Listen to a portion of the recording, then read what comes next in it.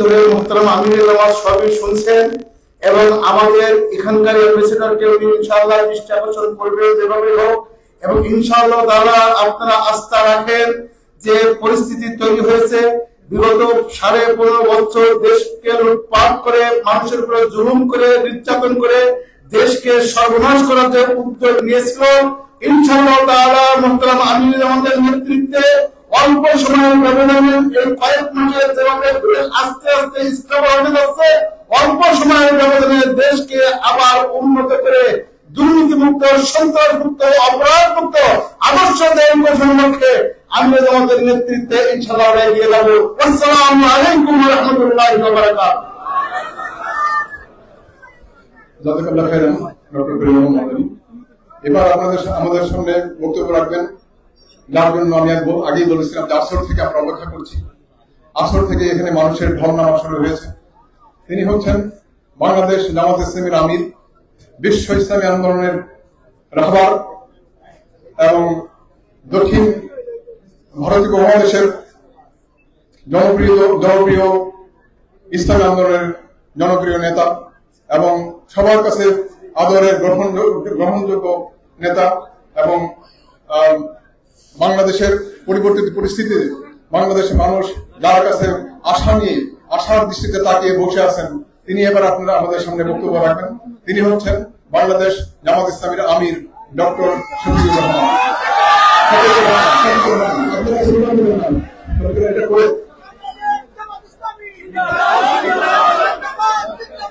আসসালামু আলাইকুম ওয়া রাহমাতুল্লাহ। স্লোগান দেওয়ার জন্য আপনাদের সবাইকে বাংলাদেশে যাওয়া, সেই পর্যন্ত ইন্নাল্লাহা মা'আস সাবিরিন। আলহামদুলিল্লাহি রাব্বিল আলামিন ওয়াসসালাতু ওয়াসসালামু আলা রাসূলিল কারীম ওয়া আলা আলিহি ওয়া সাহবিহি ওয়া তাবিঈন আজমাইন। আম্মা বা'দ। বাংলাদেশ কোরআন প্রশিক্ষণ কেন্দ্র কুয়েতের উদ্যোগে আয়োজিত আজকের বাংলাদেশিদের এই মিলন মেলায় সম্মানিত সভাপতি, সম্মানিত বিশেষ অতিথি, সম্মানিত নেতৃবৃন্দ, কুয়েত প্রবাসী আমার কলিজার টুকরা ভাইয়েরা, আবারও সালাম। আসসালামু আলাইকুম ওয়া রাহমাতুল্লাহ। আল্লাহ তাবারক ওয়া তাআলার শুকরিয়া আদায় করছি। আল্লাহ তাআলা বাংলাদেশের মানুষের জন্য গত বছরের 5 আগস্ট স্বস্তি এবং মুক্তি এনে দিয়েছেন, আলহামদুলিল্লাহ। এই মুক্তিকে আরো বেশি অর্থবহ করা, মর্যাদামণ্ডিত করা এখন দেশবাসীর দায়িত্ব। এই দেশবাসী বলতে দেশের ভিতরে যারা আছেন এবং প্রবাসে যারা আছেন সকলে মিলেই আমরা বাংলাদেশী। এখানে মিডিয়ার বন্ধুরা তাদের পেশাগত দায়িত্ব পালন করছেন। আমি আল্লাহর বান্দাদেরকে অনুরোধ করব, পিছন থেকে আপনারা তাদেরকে মহব্বত করবেন, কষ্ট দেবেন না। আমি জানি, আসার পথে এখানে দেখে এসেছি যে পরিমাণ মানুষ এখানে ভিতরে আছেন তার চেয়ে বেশি মানুষ বাইরে আছে। আয়োজকরা এটা ইচ্ছা করে করেননি, তাদের শত আন্তরিক চেষ্টা থাকা সত্ত্বেও এর চেয়ে ভালো কোনো আয়োজন তারা করতে পারেননি। আল্লাহ তাআলা আপনাদের এই ত্যাগ, এই কষ্টের জন্য দুনিয়া এবং আখিরাত দুই জায়গায় আপনাদের মর্যাদা বাড়িয়ে দিন। বাংলাদেশ আমাদের প্রিয় দেশ। পৃথিবীর মানচিত্রে ছোট্ট একটি দেশের নাম বাংলাদেশ। পুরা মানচিত্রে চোখ পড়লে চশমা লাগাইয়া দেখতে হয় কোথায় আমার প্রিয় বাংলাদেশ। কিন্তু বিশ্বের 7ম কিংবা 8ম জনসংখ্যার দেশ হচ্ছে বাংলাদেশ। আমি কুয়েতের সম্মানিত রাষ্ট্রীয় অনেক দায়িত্বশীলকে জিজ্ঞেস করেছিলাম, এখানে কুয়েতে জন্ম নেওয়া কুয়েতি নাগরিকের সংখ্যা কত? তারা বলেছেন ম্যাক্সিমাম 15 লক্ষ।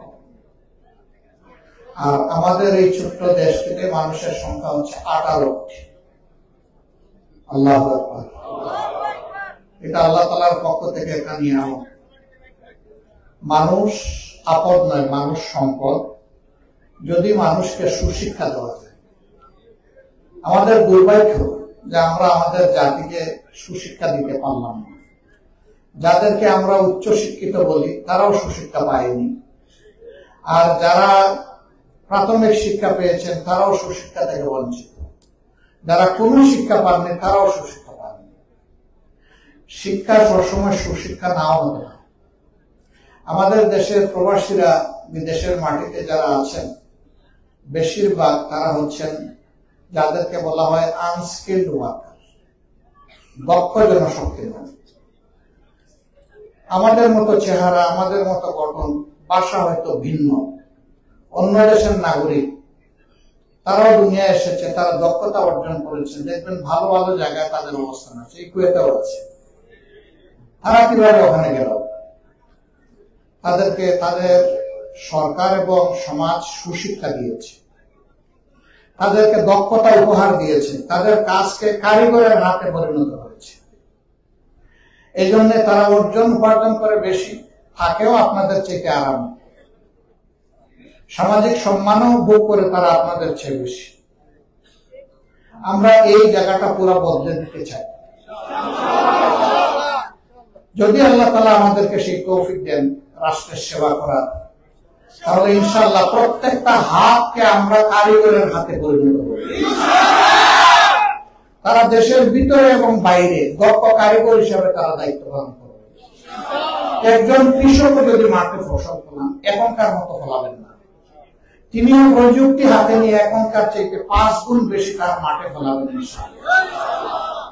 তাতে তিনি তার উৎপাদিত দ্রব্যের উৎপাদন খরচ কম লাগবে, আয় উপার্জন তার বেশি হবে, সমাজে সাপ্লাই বাড়বে, আমাদেরকে আমাদের পেট আর বিদেশের কাছে বন্ধ রাখতে হবে না। আল্লাহ আমাদের মাটিতে উর্বরতা দিয়েছেন, আমাদেরকে আল্লাহ তাআলা নদী, নালা, খাল, বিল, সাগর, নগর সবই আল্লাহ দিয়েছেন। মাটির উপর সবুজ, এখানে মাইলের পর মাইল যাবেন সবুজ দেখবেন না। যে গাছগুলা ফলানো হয়েছে তারা বড় কষ্ট করে, বড় খরচ করে, উঁচু মাত্রায় ব্যয় করে এই গাছগুলা ফলিয়েছে। আর আমাদের দেশে মৎস্য সম্পদ রেখেছেন, পানির সম্পদ রেখেছেন, কিন্তু দুর্ভাগ্য একটা সম্পদের অভাব আমাদের দেশ, সেইটা হচ্ছে চারিত্রিক এবং দেশপ্রেমের সম্পদের অভাব, সততার অভাব, দেশকে ভালোবাসার অভাব। ওই যে যারা উচ্চ শিক্ষিত ভদ্রলোকেরা, ব্যতিক্রম কিছু থাকতেই পারে, কিন্তু বেশিরভাগের অবস্থা হলো তারা নিজেকে ভালোবাসে, দেশকে ভালোবাসে না।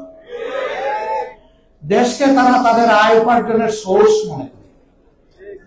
তাদের হাত পাবে মত যে আমরা শিক্ষিত, জ্ঞানী, মগজধারী, এদেশের মানুষ আমরা যা বলবো তাই শুনবে, আর আমাদের ইচ্ছা এদেশের মানুষ পূরণ করবে, আমাদের যা দরকার তাও দিবে, যেটা দরকার নেই ওগুলো দিবে।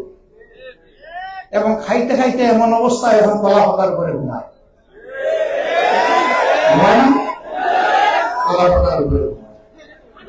মানব জাতির এত দুর্দশা দেখলে নিজেদের কষ্ট লাগে, লজ্জা হয়। সুপ্রিম কোর্টের একজন বিচারক যে কেউ হয় না, 10, 12, 15 জন বিচারক থাকেন অ্যাপিলেট ডিভিশনে, তার মাঝে একজন বিচারক, তিনি কেন কলা পাতার উপরে ঘুমাবেন? মানুষ কেন তাকে জিজ্ঞেস করবে আপনি কে? তিনি বলবেন আমি অমুক। বলবে স্যার আপনি কোথায় আছেন? বলে যে সম্ভবত ভারতে আছে। বলে না গো শোনা, আপনি বাংলাদেশের জালে ধরা পড়ে গেছে। এখন আপনি কোথায় শুয়ে আছেন জানেন? না তা তো জানি না। এখন কিন্তু আপনি কলা পাতার উপর শুয়ে আছেন। তখন হাত দিয়ে দেখেন নিচে তো ঠিকই কলা পাতা। সম্মানিত ভাইরা, জিজ্ঞেস করে আপনার ব্যাগ পাটনা কিছু সাথে নাই? ছিল তো। তোর ব্যাগে কি ছিল? কয় যে অল্প কাপড় চোপড় ছিল আর কিছু টাকা ছিল। কত ছিল? 76 লক্ষ টাকা। আপনার ব্যাগ গেল কোথায়? তাইলে তো আমাকে যারা দাওয়াত দিয়ে এনেছিল সম্ভবত এরা নিজের শ্বশুর বাড়ির মাল মনে করে নিয়ে গেছে। কি দুর্ভাগ্য জাতির! অন্যায়ভাবে দাপট চালিয়ে টাকা রুজি করেছে, কিছু বিদেশে পাঠিয়েছে, কিছু পাঠাতে পারেনি। যাওয়ার সময় তার থেকে অল্প স্বল্প নিয়ে গেছে পথ খরচ হিসাবে, সেটাও চলে গেছে অন্যের হাত। এইভাবে যারা অন্যায়ভাবে দেশের সম্পদ লুণ্ঠন করেছে, এরা কেউ শান্তিতে নাই, কারো সম্মান নাই, এরা মানুষের কাছে মুখ দেখাতে পারে না, এরা আগামীতে মানুষের কাছে মুখ দেখাতে পারবে না। এই জীবন মানুষের জীবন নয়। মানুষের জীবন হলে এমন জীবন যে ওই মানুষটা যে রাস্তা দিয়ে হাঁটবে, গাছপালা পত্র পল্লব তার জন্য দোয়া করে। যে মানুষটা সমাজকে ভালোবাসে, মানুষকে সম্মান করে, এ মানুষ কার কি শিক্ষা আছে, কে কোন সামাজিক অবস্থানে আছে এটা দেখে না, বরঞ্চ সে দেখে যে তিনি আশাফল মমতা, অতএব তাকে আমার সম্মান করা উচিত। আমি দেশে যখন কথা বলি, সব জায়গায় সহকর্মীদেরকে, সাধারণ জনগণকে বলি যে আপনার এই শিক্ষা, আমার এই শিক্ষা, এটা আমার মেধা আর আমার বাবার টাকায় হয়নি। আল্লাহর দান মেধা আছে, ঠিক আছে, বাবার টাকা আছে, ওইটাও ঠিক আছে, কিন্তু মনে রাখবেন আপনি যে আজকে উচ্চশিক্ষিত হয়েছেন, যে প্রাইমারি স্কুল থেকে আপনি পড়ালেখা শুরু করেছিলেন, এই প্রাইমারি স্কুলের প্রত্যেকটা ইট, পাথর, বালু, নুড়ি, পানি, মিস্ত্রির হাত, সিমেন্ট, রড, সব কিছুর সাথে আমার দেশের বিদ্যুতের ট্যাক্স আছে। বলবেন ট্যাক্স তো দেয় বড় লোক, ব্যবসায়ীরা দেয়, বড় চাকরিজীবীরা দেয়, বিক্ষুব্ধ কি আবার ট্যাক্স দেয় নাকি? অবশ্যই দেয়। সারাদিন আপনার আমার কাছে এগোরে ওগোরে, দুয়ারে ও দুয়ারে হাত পেতে তারা কিছু সংগ্রহ করে, কিছু পায়, কিন্তু তারও পেট আছে, পিঠ আছে, তারও অসুখ বিসুখ হয়, তারও বাচ্চা কাচ্চা আছে। সন্ধ্যাবেলা তাদের জন্য যখন দোকানে কিছু কিনতে যায়, তখন আপনার মতো তাকেও কিন্তু ব্যাট দিয়ে ওইগুলা কিনতে হয়। ব্যাট মানে হচ্ছে ভ্যালু অ্যাডেড ট্যাক্স, জিনিস কেনার সাথে সাথে যেটা ট্যাক্স দিয়ে দিতে হয়। তাহলে তার ট্যাক্স কি ওখানে আছে? রাষ্ট্রে তো এটা অমুক ভদ্রলোকের ট্যাক্স, অতএব এটা থাকবে এই বাক্সে, আর এটা অমুক গরিবের ট্যাক্স, এটা থাকবে ওই বাক্সে। এই ধরনের কোন সিস্টেম নেই। রাষ্ট্রের কোষাগার বা ট্রেজারিতে সব কিছু মিলেমিশে একাকার। অতএব আপনি আমি যে শিক্ষা দীক্ষা লাভ করেছি, এখানেও যারা আছি, বিদেশে যারা এসেছি, আমাদের ওই দেশের, প্রিয় দেশের প্রত্যেকটি মানুষের প্রতি আমাদের কৃতজ্ঞতাবোধ থাকতে হবে যে আমাদের এখানে আসতে ওই মানুষগুলোর অবদান আছে। একথা বললে অনেক বিশাল ব্যাপার, আমি সেই দিকে যাচ্ছি না।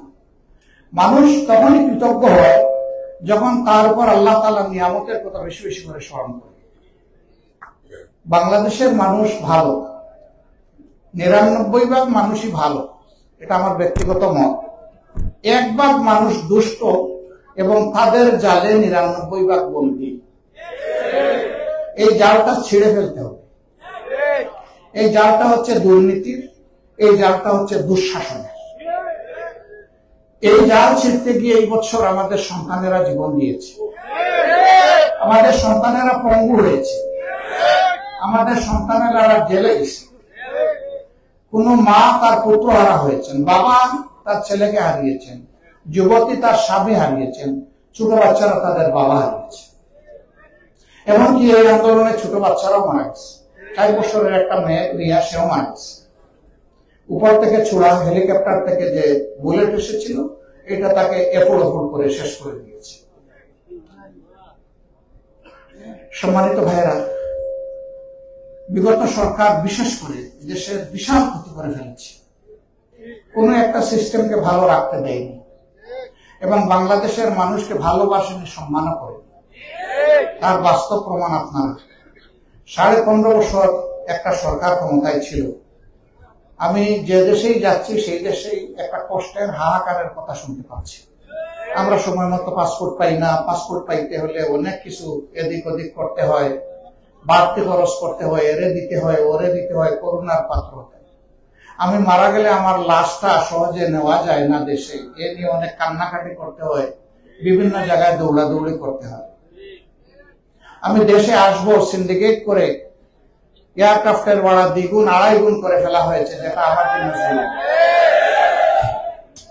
আমি এখানে বিভিন্ন শরিকায় কাজ করি, কাজের ফলে আমি যে আমার ন্যায্য পাওনা পাবো, অনেক ক্ষেত্রে পাই না, বঞ্চিত হই। আমার সরকার, আমার এমবেসি আমার পাশে দাঁড়ায় না। আজকে এখানে এই কথাগুলো বলেছেন আপনারা। তাহলে এমবেসি এখানে কেন? এমবেসি হচ্ছে সরকারের প্রতিনিধি, এমবেসি হচ্ছে বাংলাদেশ সরকার। এই এমবেসিকে জনগণের এখানে যারা বাংলাদেশি প্রবাসী আছেন তাদের দুঃখ দুর্দশা দেখতে হবে। যদি আপনি না দেখেন, এখানে এমবেসির কোনো দরকার নেই। এমবেসির তো দরকার আমার জন্য, আমার দেশের জনগণের জন্য, আমার প্রবাসী ভাইদের জন্য, বোনদের জন্য। এখানে প্রবাসীরা কি কি ফেসিলিটি ন্যায্যভাবে পাবে, সেটা কোন জায়গায় বাধাগ্রস্ত হলে এমবেসির কাজ হচ্ছে সরকারের পক্ষে এই দাবি উত্থাপন করে এদেশের সরকার থেকে বুঝিয়ে সুঝিয়ে এটা আদায় করে।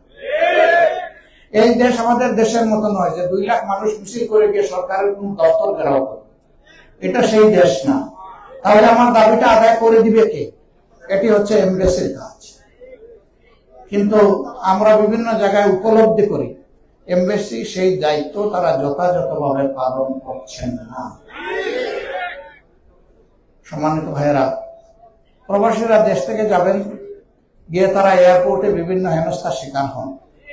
ইদানিং একটু কমেছে, আমরা চাই এটা বন্ধ হোক, কোন হেনস্থা যেন না থাকে। আমরা বলবো রেমিটেন্স যোদ্ধা, তাইলে যোদ্ধা তো আমার জাতীয় বীর, বীরকে তো আমি সম্বর্ধনা দিয়ে কবুল করব, সেখানে তার উপরে জুলুম করবো কেন? এমনকি অনেকে বিদেশ থেকে গেছেন, যাওয়া মাত্র কিছু দুষ্ট তার বিরুদ্ধে মামলা করে দিবে গিয়ে থানায়, তার সাথে শয়তানি করে ষড়যন্ত্র করে তাকে হেরাস করবে, বাড়ির ছাড়া করবে, তার সম্পত্তি গ্রাস করার জন্য, অনেক সময় কলিজার টুকরাও কেড়ে নেওয়ার জন্য। এই কষ্টগুলো আপনারা মুখোমুখি হন। আবার কেউ আছে সারা জীবনের সঞ্চয় দেশে কোথাও হয়তো বা একটু বিনিয়োগ করেছেন, কিন্তু সরকারি দায়িত্ব পালনের অভাবে যথাযথ আইন পরিস্থিতি নিশ্চিত না করার কারণে তাদের আমও যায়, সালাও যায়, এমনকি তারা তাদের পুঁজিটাও ফিরে পান না। এরকম অবস্থার মধ্যে তারা পড়ে। এই সব ক্ষেত্রে আমিও যদি অপরাধী হয়ে কারো টাকা আত্মসাৎ করি, আমাকেও তো আইনের আওতায় নিয়ে তা উদ্ধার করা উচিত। এটা তো সরকার পারবে, এটা তো সাধারণ কোনো মানুষ পারবে না। এই সমস্ত দায়িত্ব পালন করা হচ্ছে এমবেসির কাজ। এমবেসির আরেকটা কাজ হলো দেশকে এই দেশের বুকে ব্র্যান্ডিং করা, পরিচিত করা, সুধারণা সৃষ্টি করা ওই দেশ সম্পর্কে। ব্যবসা বাণিজ্য থাকলে আমাদের ব্যবসাগুলোকে অর্থবহ সহযোগিতা করা, ইম্পোর্ট এক্সপোর্টকে গতিশীল করার জন্য চেষ্টা করা। এটা একটা রিসোর্সফুল দেশ, এখান থেকে জ্বালানি সংগ্রহ করার কিনার যথেষ্ট সুযোগ বাংলাদেশের আছে। অন্য দেশের সাথে বার্গেনিং করে আমরা যদি এখানে কিছুটা সহজভাবে পাই, এটা তো আমার দেশেরই কারেন্সি সেভ হবে, এবং এই সরকারও আমাদের সাথে তাদের একটা আন্তরিক সম্পর্ক গড়ে উঠবে। আমি জানি না আমাদের যারা অ্যাম্বাসেডর আছেন বা পররাষ্ট্র মন্ত্রণালয়ে যারা কাজ করেন তারা এই কাজগুলো করেন কিনা। যদি তারা করতেন তাহলে দেশের চেহারা অন্যরকম হয়ে যেত। হ্যাঁ, তারা কি করেছেন? বরঞ্চ গরিবের পকেট কেটে মেরে কিভাবে বিদেশে বিলাসবহুল বাড়ি, স্থাপনা, গাড়ি, ব্যবসা গড়ে তোলা যায় সেই চেষ্টা তারা অনেকেই করেছে। এবং এখানে শুধু রাজনীতিবিদ নয়, ওই সমস্ত অপদার্থ, ওই সমস্ত দুর্নীতিপরায়ণ রাজনীতিবিদদের পাশাপাশি এক শ্রেণীর সরকারি কর্মকর্তা এবং কর্মচারীরাও পাল্লা দিয়ে তারাও তাদের কপাল গড়েছে। এক কথায় দুর্নীতিকে বাজারজাত করা হয়েছে বাংলাদেশ। আমরা এটা বন্ধ করতে চাই। সম্মানিত ভাইয়েরা, এই দেশটাতে আপনারা আছেন, আমি কিন্তু এখন প্রবাসী। বলবেন যে আপনি প্রবাসী মানে? 1 ঘন্টাও যদি আমি এই দেশে থাকি তাহলে এদেশের পানি পান করতেছি, এদেশের খাবার গ্রহণ করতেছি, এদেশের রাস্তা ব্যবহার করতেছি, এদেশের যানবাহন ব্যবহার করতেছি। আমার একটা দায় আছে এই দেশে, আমাকে ওই দেশকে সম্মান জানাতে হবে। অনুরূপ ভাবে আপনারা যারা মাসের পর মাস, বছরের পর বছর আছেন, তাদের অবশ্যই এখানে দায় আছে। তারা একটা ক্ষেত্র তৈরি করে দিয়েছেন বলেই তো আপনি এখানে আছেন। অতএব এই দেশকে আপনাদের ভালোবাসতে হবে, এই দেশের আইন শৃঙ্খলা মানতে হবে, আপনার নৈতিক চরিত্র উন্নত করতে হবে, কাজের দক্ষতার মাধ্যমে এই সমাজের কলিজা জয় করতে হবে। এইভাবে যদি আপনি আপনার দায়িত্ব পালন করেন, এই দেশ, এই সমাজ আমাদেরকে ভালোবাসবে। আর ভালোবাসার একটা ক্ষেত্র যখন তৈরি হবে তখন আমরা সকলেই উপকৃত হব, আমাদের দেশও উপকৃত হবে। আমি আপনাদের কাছে রেমিটেন্স ক্যাম্পেইন করতে আসিনি, লাগবে না এটা করা। কারণ আমি বিশ্বাস করি আমি যেমন দেশকে ভালোবাসি, আমার চাইতে আপনারা বেশি ভালোবাসেন। হয়তো আপনারা বলবেন একটু বেশি আমাদেরকে খুশি করে ফেললেন নাকি? না, অবশ্যই না। আমি তো দেশে আছি, আমি দেশে থাকতে থাকতে তিতু হয়ে গিয়েছি, কখনো মায়া করে আমাকে জেলে নিয়েছে, আর কখনো দয়া করে আমাকে বাইরে রেখেছে। আমার তাতে কিছু আসে যায় না। কিন্তু আমি তো বাংলাদেশকে সচক্ষে দেখেছি, কিন্তু আপনারা যারা মা বাপ ভাই বোন স্ত্রী পুত্র কন্যা আত্মীয় স্বজন ছেড়ে এখানে এসেছেন, দেহটা তাকে এখানে, মনটা চলে যায় বাংলাদেশে। বাংলাদেশের ভালো কিছু শুনলে আপনাদের মনে খুশির জোয়ার এবং ঢেউ তৈরি হয়, আর মন্দ কিছু শুনলে আমাদের চাইতে আপনারা বেশি কষ্ট পান, কারণ চোখে দেখছেন না তো সেখানে আসলে কি হচ্ছে। এই জন্য অজানা আতঙ্ক আশঙ্কা আপনাদেরকে কষ্ট দেয় আমাদের চেয়ে বেশি। আমার আপনাদের কাছে রেমিটেন্স ক্যাম্পেইন করতে হবে না, সেখানে আপনাদের আপনজন আছে আর প্রিয় দেশকে ভালোবাসেন। আপনারা বিবেকের তাগিদে ভালোবাসার টানেই আপনারা এটা করে থাকেন, করে যাবেন। আল্লাহ এই জন্য উত্তম মর্যাদা আপনাদেরকে দান করুন। আমরা আপনাদেরকে কথা দিচ্ছি, যদি আল্লাহ তাআলা আমাদেরকে কোনোদিন এই দেশের সেবা করার তৌফিক দেন রাষ্ট্রীয় দায়িত্বে, তাহলে ইনশাআল্লাহ আমরা মালিক নয়, আমরা হব জাতির খাদেম। আমরা জাতির নয়, প্রত্যেকটা ব্যক্তির খাদেম হব ইনশাআল্লাহ। আমরা এটা দেখবো না কে হিন্দু কে মুসলমান, দেখবো না কে কোন দল করত এবং করে, আমরা দেখবো তিনি বাংলাদেশের একজন গর্বিত নাগরিক, এবং এই নাগরিকরাই আমাদেরকে এই সম্মান উপহার দিয়েছে। যারা এই সম্মান উপহার দিয়েছে, আল্লাহর কাছে আমরা তৌফিক চাইব যে তাদের পাওনাটা হকটা যেন আমরা ঠিক মতো আদায় করতে পারি, পাহারাদারি করতে পারি। আপনারা আমাদের জন্য দোয়া করবেন। প্রিয় ভাইয়েরা, আপনারা অনেক কষ্ট করছেন আসর থেকে এখানে এসে, যারা বসেছেন, যারা দাঁড়িয়ে আছেন, এমনকি দাঁড়াবার জায়গাটাও যারা পাননি বাইরে আছেন, আল্লাহ আপনাদেরকে অনেক জাযা দান করুন। আমি আরো দুই একটি কথা বলেই আমার কথা শেষ করতে চাই। দেশ যদি আমাদের সবার হয়ে থাকে, তাহলে এই দেশের প্রতি কর্তব্য আমাদের সবার আছে। 53 বছরে দেশ যারা পরিচালনা করেছেন, তাদের প্রতি পূর্ণ শ্রদ্ধা রেখে বলতে চাই, তারা জনগণকে সম্মান করতে পারেননি। তারা যখনই ক্ষমতায় গিয়েছে, তখন সেবকের পরিবর্তে অনেকেই মালিক হয়ে বসেছে। এই মালিকের অনুভূতি আর সেবকের অনুভূতি কখনো এক হয় না। মালিকের অনুভূতির কারণেই দুর্নীতি এবং দুঃশাসন এই বাংলাদেশ বারবার দেখেছে। আর কতবার আপনারা দেখতে চান? এটা শেষ হওয়া উচিত। এই যে সুপ্রিম এক যুদ্ধ আওয়াজ দিচ্ছে এখানে, সেও চায় না। মাশাআল্লাহ, হি ইজ ম্যাচিউরড এনাফ, আলহামদুলিল্লাহ। কেউ চায় না, এই শিশুটাও চায় না। সবাই চায় যে আমার দেশ দুর্নীতি মুক্ত হোক, রাহুল গাছ থেকে মুক্তি পাক। তাহলে আল্লাহ তাআলার কাছে আসেন, দোয়া করি যে আল্লাহ বাংলাদেশের উপর তুমি ফিরিস্তার শাসন কায়েম করে দাও। এটা আমি আস্তে আস্তে বাংলাদেশে ফিরিস্তার সাথে শাসন করবে না, এটা আল্লাহর সুন্নাত না। আল্লাহ শাসন করাবেন মানুষকে দিয়ে। তো সেই মানুষগুলা কোত্থেকে আসবে? এই মাটি থেকে তৈরি হবে। এই মাটিতে যারা আছে, তাদের মধ্য থেকে কোন লোকটা আপনার জন্য প্রয়োজন আপনি বাছাই করবেন।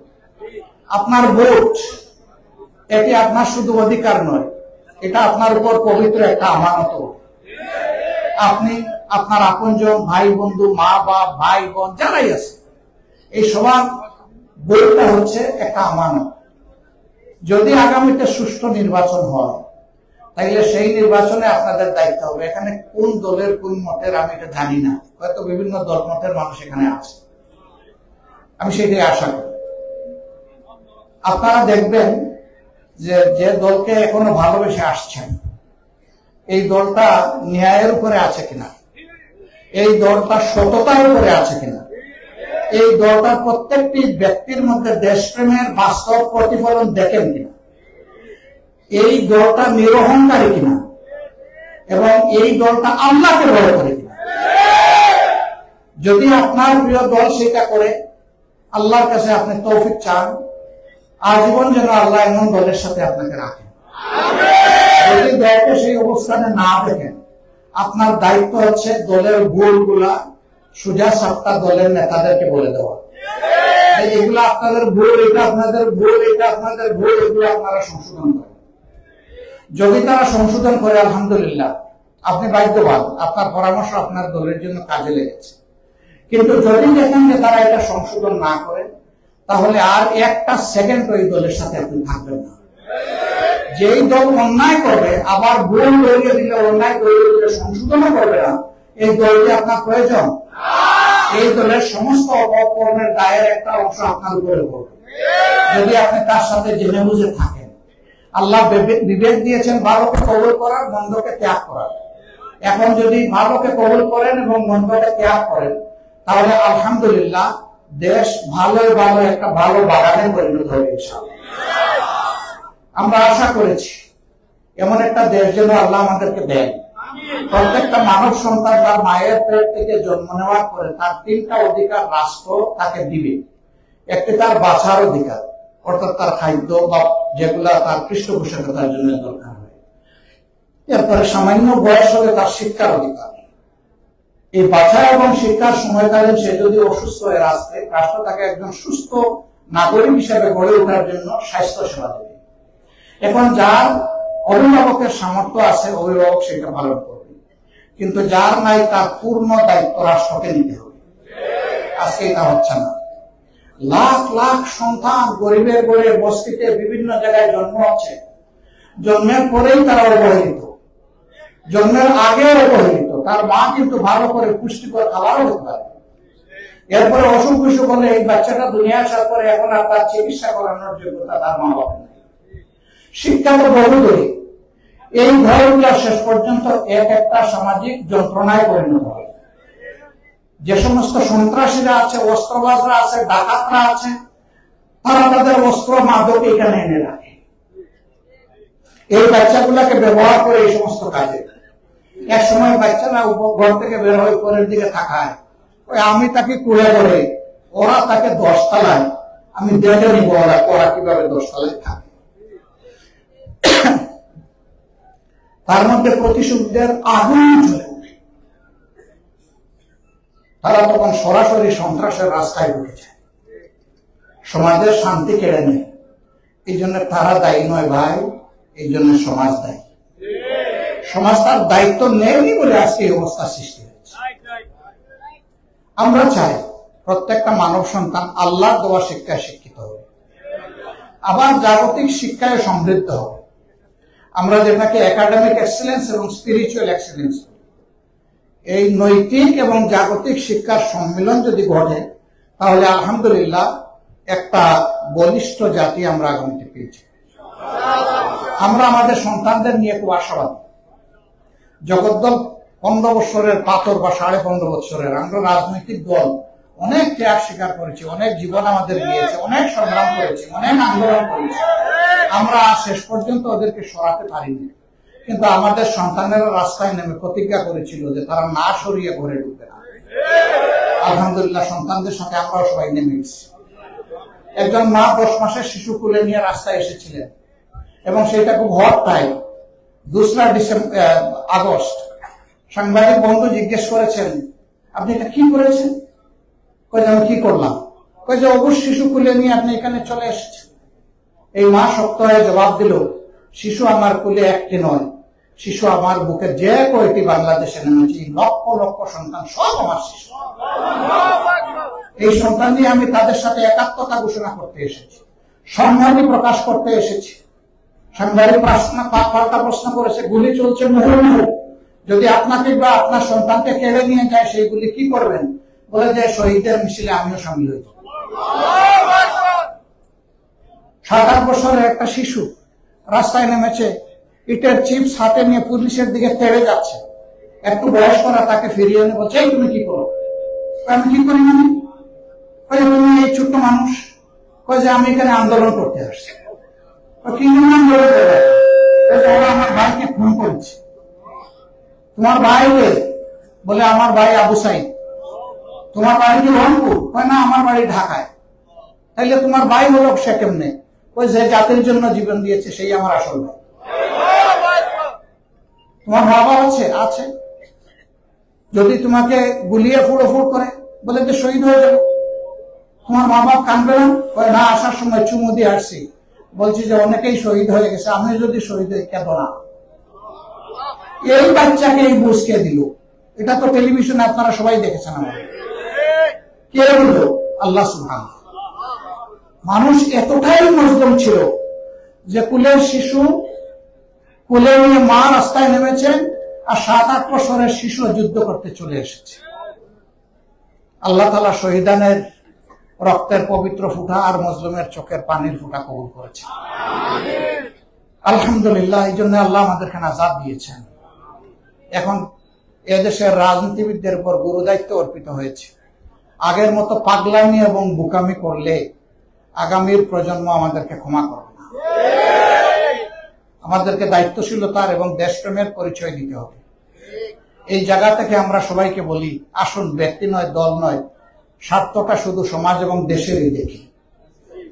যদি সমাজ এবং দেশের সাথে আমরা সবাই একমত হই, তাহলে আলহামদুলিল্লাহ এই জাতি সিমেন্টের ঐক্যবদ্ধ হয়ে যাবে ইনশাআল্লাহ।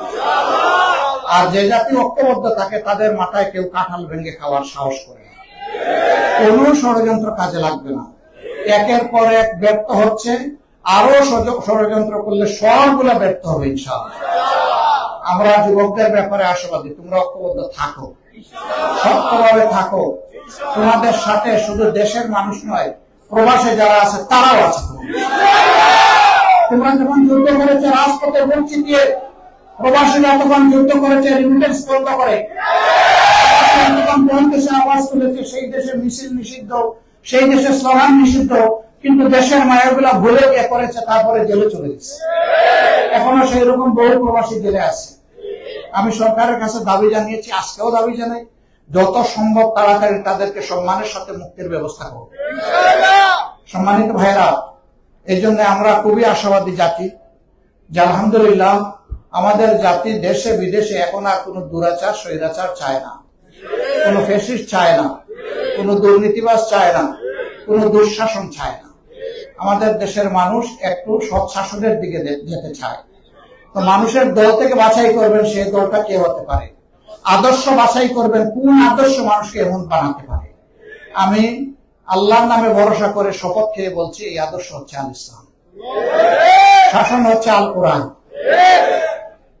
রাষ্ট্র পরিচালনা হচ্ছে মদিনা। এইভাবে যখন বাংলাদেশকে সাজানো হবে, বাংলাদেশ বিশ্বের বুকে ইনশাআল্লাহ মর্যাদার আসনে প্রতিষ্ঠিত। অনেকে বলে বিশ্বের বিভিন্ন দেশকে পছন্দ করবে কিনা। বিশ্বের বিভিন্ন দেশকে অনুরোধ করব তারা যেন তাদের দেশটাকে পছন্দ করে, আর আমাদেরকে যেন আমাদের দেশ পছন্দ করার সুযোগ দেয়। তবে হ্যাঁ, আমরা সবার ভালোবাসা এবং বন্ধুত্ব চাই। সেই ভালোবাসা বন্ধুত্বের হাত যারাই বাড়াবে, আমরা তাদেরকে বুকে জড়িয়ে ধরবো ইনশাআল্লাহ। জাতির উন্নয়ন অগ্রগতির যারাই পার্টনার হবে, আমরা তাদের প্রতি শ্রদ্ধা এবং কৃতজ্ঞতা জানাবো। তবে আমরা আশা করব যে কেউই আমাদের উপর আর খবরদারি করতে আসবেন না। যদি আসেন, এটা হবে দুঃখজনক, কারণ তারাও চান না যে তাদের জাতির উপর কেউ খবরদারি করুক। তাহলে আমরা চাইব কেন যে আমাদের জাতির উপর অন্য কেউ খবরদারি করুক? সম্মানিত ভাইয়েরা, এই জন্য আল্লাহ তাআলা আমাদেরকে উচ্চ ঈমান এবং গভীর দেশপ্রেম দান করুন। আল্লাহর দরবারে বুক ভরে এই দোয়া করি। আমি দোয়া করি অতীতে যারা বিভিন্ন অপকর্ম করেছেন, আল্লাহ যেন তাদেরকে তাদের অপকর্মের কথা স্মরণ করে লজ্জিত হওয়ার, অনুতপ্ত হওয়ার তৌফিক দান করেন। তবে হ্যাঁ, যারা খুনের দায়ে জড়িত সুস্পষ্টভাবে, তাদের বিচার অবশ্যই হতে হবে। নবী করিম সাল্লাল্লাহু আলাইহি ওয়াসাল্লাম মক্কা বিজয়ের সময় মক্কায় উপস্থিত কুরাইশদেরকে, মক্কাবাসীকে তিনি সম্বোধন করে জানতে চাইলেন, হে মক্কাবাসী, আজকের এই দিনে তোমরা আমার কাছে কি চাও? তখন তাদের বিচক্ষণ নেতা দাঁড়িয়ে বলেছিলেন, আজকে আপনাকে আমরা আমাদের সম্মানিত ভাই হিসাবে এবং স্নেহের ভাতিজা হিসাবে দেখতে চাই। কিছু সময় তিনি চুপ থাকলেন, আল্লাহ তাআলার ইশারার অপেক্ষা করলেন। তারপরে তার চেহারা উজ্জ্বল হয়ে উঠল, মুখে তিনি মিষ্টি জান্নাতি হাসি টেনে নিলেন। সাহাবীদেরকে ইশারা করে বললেন, তোমরা ময়দানময় জানিয়ে দাও, আজকে হারামের সীমানার ভিতরে এবং আবু সুফিয়ানের বাড়ির সীমানার ভিতরে যারা আশ্রয় নেবে, তাদের জীবন, তাদের সম্পদ, তাদের ইজ্জত সম্পূর্ণ নিরাপদ। এরপরে আল্লাহ রাসূল থামলেন, থেমে বললেন, তবে যারা মানুষ খুন করেছে, মুমিনদেরকে অন্যায়ভাবে বিনা অপরাধে খুন করেছে, তাদেরকে যেখানে পাওয়া যাবে তাদেরকে খুন করতে হবে। অসংখ্য নয়, মাত্র 10 জনের কথা বললেন। আরেক রায়তে 13 জনের কথা এসেছে। কিন্তু শেষ পর্যন্ত এতজন খুন হয়নি, 3 থেকে 4 জনকে খুন করা হয়েছে। আল্লাহ রাসূল খুনিদের ব্যাপারে এত শক্ত কথা বলেছিলেন যে এরা যদি স্বয়ং কাবাগরের ভিতরে আশ্রয় নেয়, টেনে বের করতে হবে। এরা যদি কাবার গিলাফের পিছনে লুকিয়ে থাকে, ওখান থেকে বের করে এনে তাদেরকে খুন করতে হবে। এটা তাদের পাওনা, খুনের অ্যাকচুয়াল জাযা এটা, খুনের বদলা খুন। কিন্তু হয়নি, এতগুলা দরকার পড়েনি। শেষ পর্যন্ত কি হলো? অনেকে ভয়ে পালিয়ে গেল, বিভিন্ন দেশে আশ্রয় নিল। এরকম একজন ছিল আবু জাহলের সন্তান ইকরামা। তার স্ত্রী এসে তিনি বায়াত নিলেন, আল্লাহ রসুলের কাছে ঈমান কবুল করলেন। এরপরে আল্লাহ রসুলের কাছে আরজ করলেন, হে আল্লাহ রসুল, আমার বাচ্চারা ছোট আর আমি নারী, আমার অভিভাবকের অভাব, শ্বশুর তো মারা গেছেন বদরের যুদ্ধে, আপনি কি আমার স্বামীর নিরাপত্তা মেহরবানি করে দিবেন? রাসূল করিম সাল্লাল্লাহু আলাইহি সাল্লাম একজন মাকে সম্মান করলেন, কারণ তিনি মায়ের জাতের সদস্য। বললেন, ইকরামাকে নিরাপত্তা দেওয়া হলো, তাকে তুমি নিয়ে আসো। ইকরামা ফিরে আসলেন, ঈমান কবুল করলেন, তিনি কাতেবে কোরআন হলেন, হাদিসের রাবি হলেন, যুদ্ধের সৈনিক হলেন, সেনাপতি হলেন, হাতে যুদ্ধের পতাকা ধারণ করলেন। পতাকা ধারণ করা অবস্থায় তিনি যুদ্ধের ময়দানে শহীদ হয়ে গেলেন। এটি হচ্ছে ইসলাম। ইসলামে ক্ষমা আছে, উদারতা আছে, ভালোবাসা আছে, আবার অপরাধীদের ব্যাপারে কঠোরতা আছে। এই দুটো না হলে সামাজিক ভারসাম্য রক্ষা হবে না। আপনারা দোয়া করবেন আমরা যেন কোনো বাড়াবাড়ি না করি, সীমা লঙ্ঘন না করি, আল্লাহর পছন্দের কোনো কাজ না করি। আমি এই দেশের ভাইদের কাছে অনুরোধ জানাবো যে আপনারা যখনই দেশের জন্য চিন্তা করবেন, তখন আমাদেরকে একটু আপনাদের খোলা চোখে দেখবেন। কোথাও কোনো বেশকম হলে আমাদের সমালোচনা করবেন, ধরে দিবেন, সৎ পরামর্শ দিবেন, দোয়া করবেন। আপনাদের একটু ভালোবাসা, নিংড়ানো দোয়া আল্লাহর দরবারে আমাদের জন্য অনেক বড় উপকার হবে ইনশাআল্লাহ। আপনাদের মাধ্যমে কুয়েতে যত প্রবাসী ভাইয়েরা আছেন, বিশেষ করে বাংলাদেশি প্রবাসী ভাই বোনেরা, তাদের কাছে আমাদের সালাম পৌঁছাবেন, দোয়ার দরখাস্ত থাকলো। আল্লাহ রাব্বুল আলামিন আপনাদের সকলের হায়াতে, সেহাতে, ইজ্জতে, আমলে, ইলমে এবং রিজেকে অফুরন্ত বারাকা দান করুন। আর যে সমস্ত কষ্টের কথাগুলো শুনে গেলাম, আমি কথা দিচ্ছি যথাযথ স্থানে এখানেও বলবো, দেশে গিয়েও বলবো। এর মাধ্যমে যেন আপনাদের কষ্ট কিছুটা হলেও লাঘব হয়। আল্লাহ যেন সেই তৌফিক আমাকে দান করেন। সবাইকে অসংখ্য শুকরিয়া, কষ্ট করে এসেছেন। আসসালামু আলাইকুম ওয়া রাহমাতুল্লাহি ওয়া বারাকাতুহু।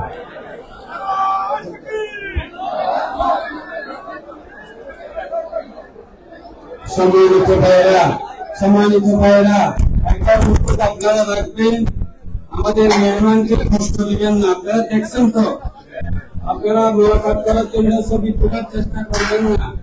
উনি ছবি তোলা পছন্দ করে না, তারপর আপনারা উঠেছেন।